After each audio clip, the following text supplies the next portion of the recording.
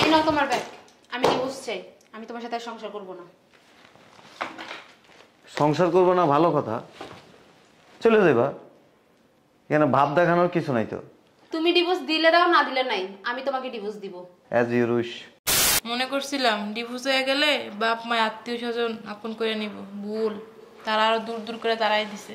কি বলো এসব? ঠিকই বলতাছি।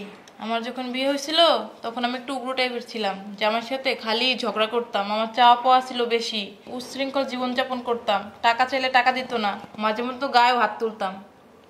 এই কারণে জামাইয়ের আমি নিজেই ডিভোর্স দিছি। পরে এই যে এখন মানুষের বিষয়ে কাজ করে ভাত খাই। আমি আর সংসার করব না, আর আমি ডিভোর্স দিব। চলো করে চলো। তো ডিভোর্স দিবি পুরা বাড়ি গরম করার কি আছে? ডিভোর্সের পর বাপ মায় যখন আপন করে নেয় নাই তখন ভাবছিলাম ওর কাছে ফিরে যাম। পরে খোঁজ নিয়ে দেখি কেউ বিয়ে করে ফেলাইছে। ডিভোর্স দিব না, যে তেরার তেরা আর যে ঘাউরার ঘাউরা, কোনো কথাবার্তাই ঠিক নাই ওর। তুমি খুব বালা। কথাবার্তায় কোনো রস কস কিছুই নাই। যে অ্যাটিটিউড ওর মধ্যে, ওর নিয়ে কিভাবে সংসার করবো? হ্যাঁ, ফাজলামি করে জীবনটা নষ্ট করো না, আর মানুষের কথা শুনো না। ওরা তোমার বুদ্ধি দিব, ডিভোর্স দাও, জামাই ভালো না, আর একটা জায়গায় বিয়ে করো, এগুলো মাথায় নিবা না। এই যে ওদের কথা শুনে আমি ডিভোর্স দিছি, এখন তো আমার পাশে কেউই নেই। হ্যাঁ, আমার ব্যাগটা দাও। এই নাও তোমার ব্যাগ। আমি ডিভোর্স চাই। আমি তোমার সাথে আর সংসার করব না। সংসার করবো না ভালো কথা, চলে যাবা। এখানে ভাব দেখানোর কিছু নাই তো। তুমি ডিভোর্স দিলে দাও, না দিলে নাই। আমি তোমাকে ডিভোর্স দিব। As you wish. বদমাস। আম্মুর বাসায় যাব। আম্মু, আম্মু। কি সে চিল্লাইতেছস কে? পুরা বাড়ি একটা মাথায় তুলে নিছস। আমি আর সংসার করব না, আর আমি ডিভোর্স দিব। চলো করে চলো। তো ডিভোর্স দিবি পুরা বাড়ি গরম করার কি আছে? চলো। আমি যাইতে পারবো না, আমি পড়াশোনা জানি যে আমি করে যাবো। তোমার কিছু করা লাগবে না, যা করো কিলে করবে। চলো। আমার শরীরটা ভালো লাগতেছে না। এক কাজ করো, ওই যে তোর নুরি আন্টি আছে না, হ্যার কাছে যা। ডিভোর্স কেমনে কেমনে হয় সে শিখাই দিব। কয়দিন আগে হ্যার ডিভোর্স হয়েছিল, যা হ্যার কাছে। তার মানে তুমি যাবা না? না, আমার শরীরটা ভালো লাগতেছে না। ঠিক আছে। এদিকে আয়। কি হয়েছে, আবার পিছু রাখছো কেন? কি হয়েছে, ডিভোর্স দিবি কে? ডিভোর্স দিব না, যে তেরার তেরা আর যে ঘাউরার ঘাউরা, কোনো কথাবার্তাই ঠিক নাই ওর। তুমি খুব বালা। কথাবার্তায় কোনো রস কস কিছুই নাই। যে অ্যাটিটিউড ওর মধ্যে, ওর নিয়ে কিভাবে সংসার করবো? হ্যাঁ, আর তোমারটা অনেক কিছু করা লাগবো না, থাক। তোমার যা মন চায় তুমি তা করো। একটা ভালো ছেলের কাছে তো বিয়ে দিতে পারো নাই, দিছো তো একটা অ্যামাজন জঙ্গলের কাছে বিয়া। মানুষের উপরে দেয়া কি দেখা বুঝান যায় মানুষের ভিতর কি আছে? তোরা দেখেও তো বুঝান যায় না, তুই তো মিনিটে মিনিটে লেগে যাস। সবসময় জামার সাপোর্টই করো, মেয়ের সাপোর্ট তো আর করো না। আমি ডিভোর্স দিব বলে কি দাও? মেয়ে আর জামাইয়ের সাবজেক্ট আসে না, তোর যা মনে হয় তুই তাই করো। ঠিক আছে, যাইতেছি আমি। যা, একদম বাফার মতন, একটু বেশ কম নাই। আবার কি? আসসালামু আলাইকুম। ওয়ালাইকুম আসসালাম। এখানে কি নুরি আন্টি আছে? নুরি আন্টি কাজের বুয়া? হ্যাঁ হ্যাঁ। আসেন, ভিতরে আসেন, কাজের বুয়া? বসেন। আপনি বসেন, আমি ডেকে দিচ্ছি। আচ্ছা ঠিক আছে। আন্টি, তোমার এই অবস্থা কেন? তুমি জোসনা না? হ্যাঁ, চিনছেন? তুমি এই বাসায় আসছো কেন? আপনার বাসায় গেছিলাম তো, ওনারা ঠিকানা দিছে আপনি এই বাসায় আছেন। বসো বসো। আপনার এই অবস্থা কেন বুঝলাম না আন্টি। কিছুদিন আগে না ডিভোর্স হয়েছে আপনার? তুমি কি জন্য আসছো? আসছি একটা দরকারে। কি দরকার? ডিভোর্স দিব আমি আমার হাজবেন্ডকে। ডিভোর্স দিবা? হ্যাঁ। এই কাজ ভুলেও করো না, জীবনটা নষ্ট হয়ে যাইব। কেন এই কথা বললা? তোমার না কিছুদিন আগে ডিভোর্স হইলো? তোমার তো দেখতেছি ভালোই আছো। ভালো আছি না, এর জন্যই তো মানুষের বাসায় কাজ করি। মনে করছিলাম ডিভোর্স হয়ে গেলে বাপ মা আত্মীয় স্বজন আপন করে নিব, ভুল। তারা আরো দূর দূর করে তারাই দিছে। কি বলো এসব? ঠিকই বলতাছি। আমার যখন বিয়ে হয়েছিল তখন আমি একটু উগ্র টাইপের ছিলাম, জামাইয়ের সাথে খালি ঝগড়া করতাম। আমার চাওয়া পাওয়া ছিল বেশি, উচ্ছৃঙ্খল জীবনযাপন করতাম। টাকা চাইলে টাকা দিত না, মাঝে মধ্যে গায়েও হাত তুলতাম। এই কারণে জামাইয়ের আমি নিজেই ডিভোর্স দিছি। পরে এই যে এখন মানুষের বিষয়ে কাজ করে ভাত খাই। কি বলো? শোনো, ডিভোর্সের পর বাপ মায় যখন আপন করে নেয় নাই তখন ভাবছিলাম ওর কাছে ফিরে যাম, পরে খোঁজ নিয়ে দেখি কেউ বিয়ে করে ফেলেছে। ফাজলামি করো না, ফাজলামি করে জীবনটা নষ্ট করো না, আর মানুষের কথা শুনো না। ওরা তোমার বুদ্ধি দিব, ডিভোর্স দাও, জামাই ভালো না, আর একটা জায়গায় বিয়ে করো, এগুলো মাথায় নিবা না। এই যে ওদের কথা শুনে আমি ডিভোর্স দিছি, এখন তো আমার পাশে কেউই নেই। আমার ভাইয়েরা বলছিল কি বালের জামাই, ওরা ডিভোর্স দিয়া দে, ভালো পোলার কাছে তোরে বিয়ে দিমু। আমার বান্ধবীরা বলছিল এই জামাই ডিভোর্স দিয়া দে, এর থেকে স্মার্ট পোলা বিয়ে করতে পারবি। দিলাম ডিভোর্স। ডিভোর্সের নাম শুনলে কোনো পোলা বিয়ে করতে চায় না, দূর দূর করে তারাই দেয়। পাগলামি করো না, এখন সবাই তোমার তাল দিব, বলবে ডিভোর্স দিয়ে দে, ডিভোর্স দিয়ে দে। এই কাজ মনে ভুলেও করো না। আর যে পোলাকে কথা বলো, ওরা ডিভোর্সের নাম শুনলে পালায়, বিয়ে করতে চায় না, কয় ডিভোর্সই। যাও সোজা সোজা আমার বাসায় যাও গা। আচ্ছা আন্টি, আসি তাহলে। কিছু খাইবা? না আন্টি। যাও তাইলে, আমার অনেক কাজ করে রয়েছে, ঘর মুছতে হইব। যাও। তাইলে ডিভোর্স দিব না? মন চাইলে দাও, দেওয়ার পর কি করবা? এই যে মানুষের ভাবে কাজ করবা। আমি তো তাও কাজ পাইছি, তুমি তাও পাইতা না, রাস্তা রাস্তায় ভিক্ষা করবা। না না, আমি আমার জামাই অনেক ভালোবাসি।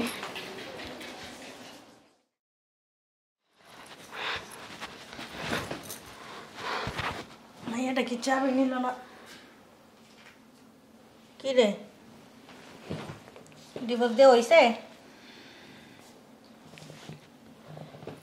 নাস্তা নাস্তা দিয়ে গেলি, করে যাস নাই? তার আন্টি কি কইছে? তার আন্টির বুদ্ধি নেস নাই? মা, আমি ডিভোর্স দিব না রে।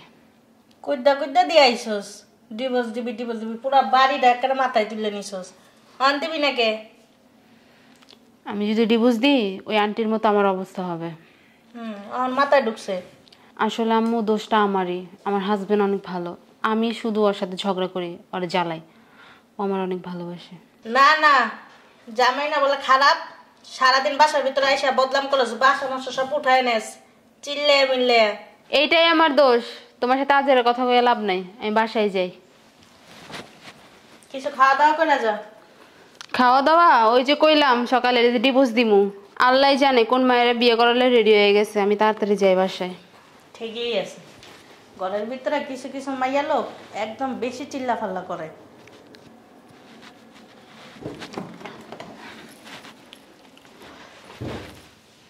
বাসায় আসে না?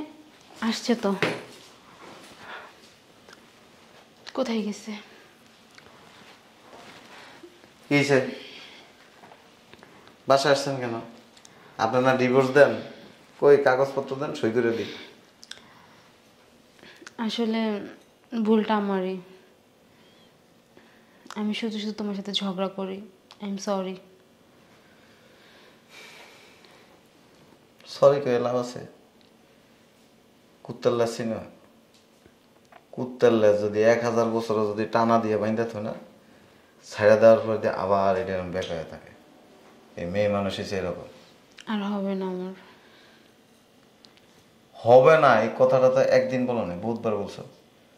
বলো নাই? আমি কি তোমার লগে ঝগড়া করি? না, আমি তোমার জ্বালাই।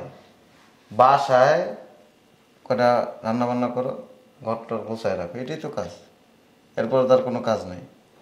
আর আরেকটা ব্যাপার হচ্ছে, স্বামী যদি 1 টাকা ইনকাম করে, বুঝতে হবে যে এই 1 টাকার মধ্যে কয় টাকা খরচ হয়। প্রেশার দিলে তো হবে না। আমি কি চুরি করে আনবো? তোমার যে বিলাসিতা, তোমার যে চাওয়া, এই চাওয়া কি আমি অন্যের মাথার মধ্যে বাড়ি দিয়ে টাকা কামাই করে এনে তোমারে দিব? সম্ভব এটা? এ তো বোঝা উচিত। স্বামী স্ত্রীর মধ্যে সম্পর্ক গভীর হয় তখন যখন একজন আরেকজনকে বুঝে। তুমি তো বুঝতেই চাও না। তুমি মনে করো যে আমি লাখ লাখ টাকা ইনকাম করি, কইরা টাকা আমি ব্যাংকের মধ্যে ফালায় রাখি, তোমার দিনে। একটা মেয়ে মানুষের বিলাসিতার জন্য কত টাকার প্রয়োজন? কসমেটিক কিনতে হয়, একটু জামা কাপড় কিনতে হয়, এই তো। আর প্রয়োজন হলে কিছু কিনা খায়, এর বাইরে আর কিন্তু কিছু লাগে না। কিন্তু যে পরিমাণ বিলাসিতা তুমি করো, আর যেভাবে দামি দামি পোশাক আশাক পরো, আমার কিডনি বেচে তোমার এগুলি কিনে দিতে হবে। এগুলো তো তোমার জন্যই পরি। আমার জন্য পরো? আমি কি কইছি যে আমার জন্য তুমি দামি দামি পোশাক পরো? আমার আছে 1 টাকা, তুমি যদি 10 টাকা খরচ করে বসে থাকো, তাহলে বাকি টাকা আমার তো ঋণ করতে হবে। সম্ভব? এলে বোঝা উচিত। সবসময় একটা জিনিস চিন্তা করতে হয়, যে আমার স্বামীর যতটুকু আছে তার ভিতরে সীমাবদ্ধ থাকা উচিত। খালি খাইলে হইল না তো, বিলাসিতা করলে তো আর হইল না, ভবিষ্যৎ নাই। মানুষ তোমারে বুদ্ধি দেয় সন্তান নিবা না, মানুষ তোমারে বুদ্ধি দেয় জামাইয়ের লগে কাজ সিট করে ফেলা, তো কি আমার কি পুচ্ছা দেব? বুঝে গেছে? মানুষের যদি একটা হাত কাটা যায় বিকল্প কি করে? সে আর একটা হাত লাগায় ফেলে, এটাই স্বাভাবিক। ঘরের বউ যদি জামাইয়ের ডিভোর্স দিয়ে চলে যায় তো বেটা মানুষ কি করবো? বিকল্প আরেকজনের রেডি করে রাখবে, না অন্য কিছু। আচ্ছা ঠিক আছে, সরি। ভালো। এই যে বাপ মা ভাই বোন বন্ধু বান্ধব আত্মীয় স্বজন প্রতিবেশী মানে উল্টা পাল্টা বুদ্ধি সবাই দিতে পারবে। আজকে বিপদে পড়ো, এখান থেকে চলে যাও, কেউ পাশে পাইব না।